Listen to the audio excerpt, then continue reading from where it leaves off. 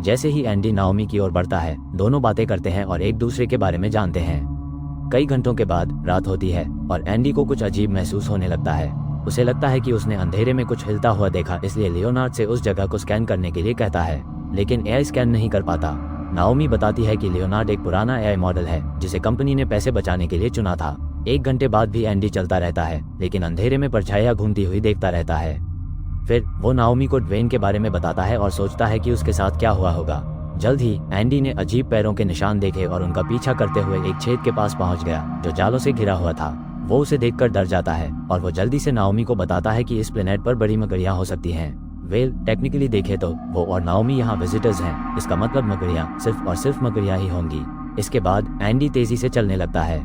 उसे खतरा महसूस होता है। जैसे ही वो चारों ओर बिखरे हुए और भी मकड़ियों के जाल देखता है, नाओमी ने उससे पूछा कि उसने ये काम क्यों लिया, ये बोलते हुए कि ये कितना कठिन होगा, और पूछा कि क्या वो अपने अतीत से भाग रहा है। नाओमी की बात सुनकर एंडी को उसकी पत्नी और बेटे की याद आती है। एंडी नाओमी को बताता है कि वे उसे छोड़ गए। अचानक वो किसी की चलने की आवाज सुनता है और घबराकर अपने आसपास देखता है।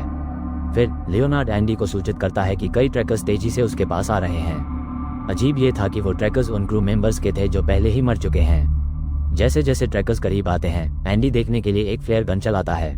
फ्लेयर की वजह से विशाल मकड़ियां दिखाई देती हैं, जिनकी पूंछ बिच्छू जैसी होती हैं, जो उसकी ओर बढ़ रही हैं। डर के मारे एंडी अपनी जान बचाने के लिए भागता है, लेकिन अपना बैलेंस खो देता है और जमीन में एक दरार में गिर जाता है।